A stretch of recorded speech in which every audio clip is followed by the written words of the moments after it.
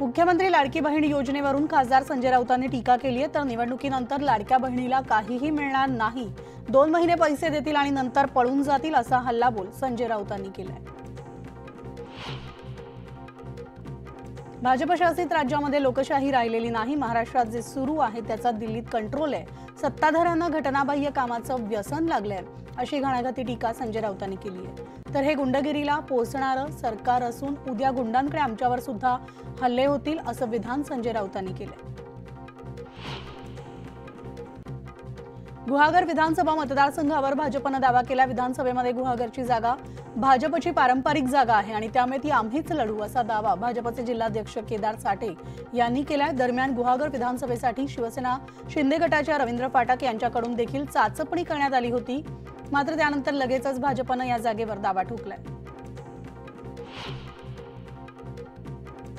खासदार नरेश मस्के यांच्यासह ठाण्यामधील 22 लोकसभा उमेदवारांना हायकोर्टानं नोटीस बजावली आहे। तर नरेश मस्केंची खासदारकी रद्द करण्यासाठी ठाकरे गटाचे राजन विचारे हायकोर्टात गेले।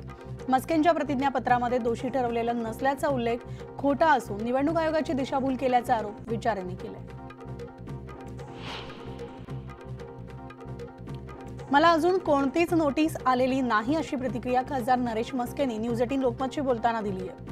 तर हा रडीचा डाव आहे आणि पराभूत झाल्याच्या मानसिकतेतून राजन विचारेंचे हे उद्योग सुरू असल्याची घणाघाती टीका मस्केंनी केली आहे। विधानसभेसाठी भाजपकडून हिंदुत्वाचं कार्ड वापरलं जाणार आहे। संघ आणि भाजप हिंदूंना एकत्र आणणार असल्याची माहिती सूत्रांकडून मिळते। लव्ह जिहाद, लँड जिहाद, वोट जिहादच्या मुद्द्यांवरून हिंदू मतदारांमध्ये भाजपकडून जनजागृती केली जाणार आहे।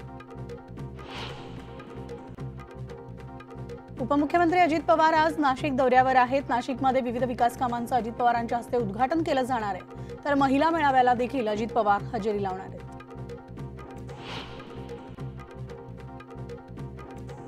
उपमुख्यमंत्री अजित पवार आज नाशिक जिल्ह्यामधील कळवण सुरगाणा मतदारसंघाच्या दौऱ्यावर असणार आहेत। मात्र यावेळेस छगन भुजबळ येवला मतदारसंघाचा दौरा करणार आहेत। त्यामुळे आता अजित पवार यांच्या दौऱ्याकडे भुजबळांनी पाठ फिरवल्याची राजकीय वर्तुळात चर्चा सुरू आहे।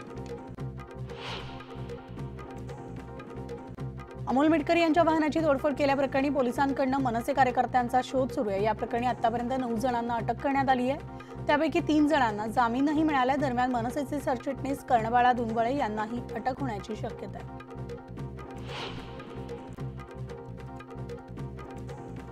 मुख्यमंत्री एकनाथ शिंदे आज संभाजीनगर दौऱ्यावर आहेत। सिल्लोड शहरामध्ये लाडकी बहीण योजनेसाठी मेळावा घेतला जाणार आहे।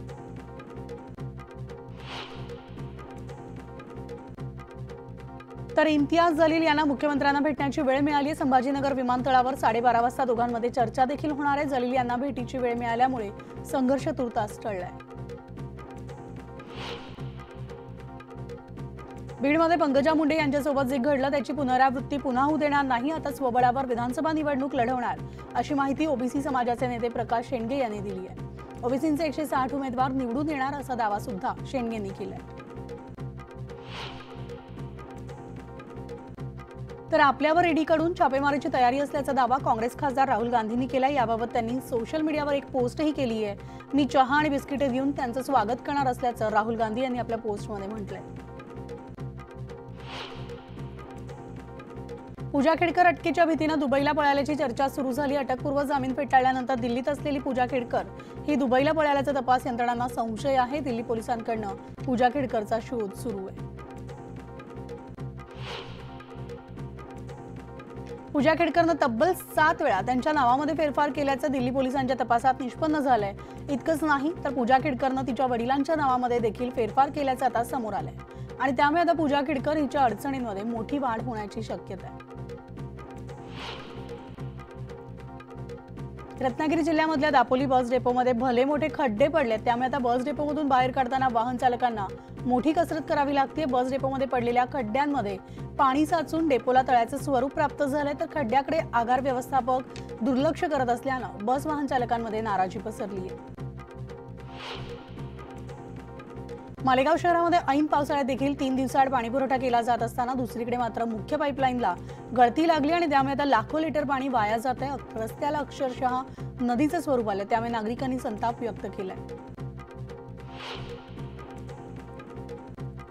तर सांगलीमधील पूर परिस्थितीची कोल्हापूर परिक्षेत्राचे विशेष पोलीस महानिरीक्षक सुनील फुलारी यांनी पाहणी केली आहे आणि यावेळी सांगलीमधील पूरस्थिती नियंत्रणात असल्याचं देखील त्यांनी सांगितलंय. तर नागरिकांनी सतर्क राहावं असं आवाहन सुनील फुलारी यांनी केलं.